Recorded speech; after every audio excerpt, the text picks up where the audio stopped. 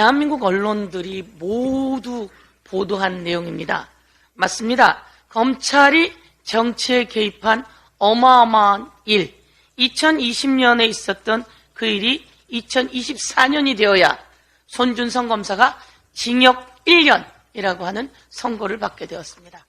4년 걸렸습니다. 4년 걸리는 동안 얼마나 많은 방해 공작이 있었을까요? 손준성 검사가 사주한, 고발 사주한 이 내용의 고발장에는 윤석열 검찰총장과 그 부인 김건희 그리고 한동훈이라고 하는 검사가 피해자이다 라고 적혀 있습니다. 손준성이 보낸 고발장에는 바로 그렇게 되어 있습니다. 그 내용에는 또한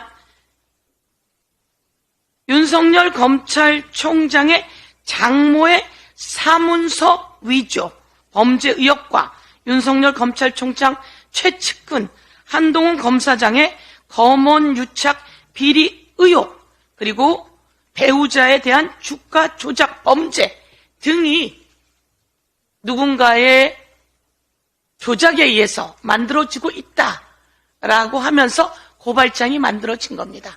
이 고발장 내용에는 그렇게 윤석열 배우자 그리고 한동훈 등이 피해자라고 되어 있습니다. 그런데 이것이 4년이 지나서 범죄로 밝혀졌고 1년 징역형이 선고되었습니다.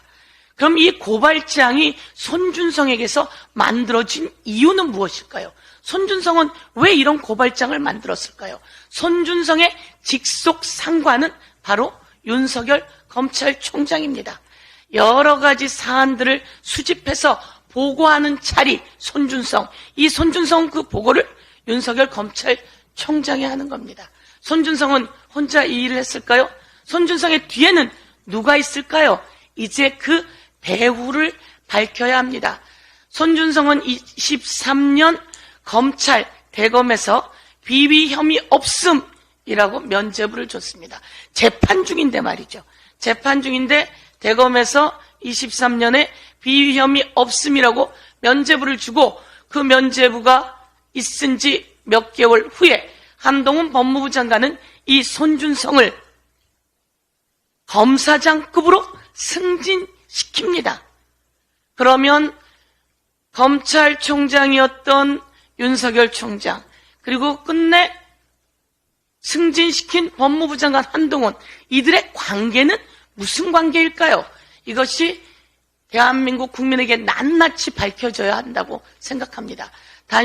당시 손준성이 이 고발장을 써서 김웅 국힘당 국회의원 후보자에게 보냈다라는 내용이 세상에 보도되었을 때 당시 윤석열 대통령 후보는 어떻게 말했는지 여러분 한번 들어보시도록 하겠습니다.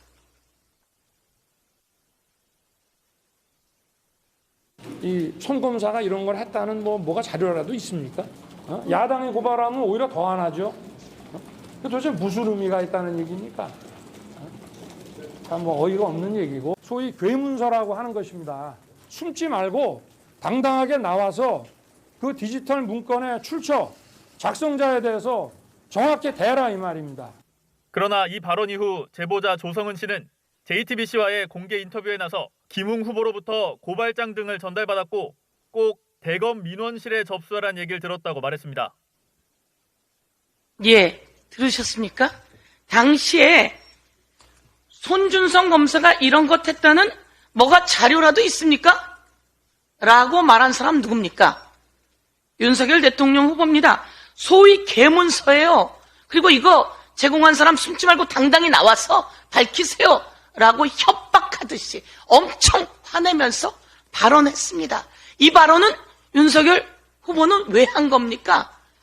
손준성 검사와 윤석열 당시 대통령 후보 그리고 현재 대통령 무슨 관계가 있는지 대한민국 국민은 뻔히 다 알고 있는 내용 아니겠습니까?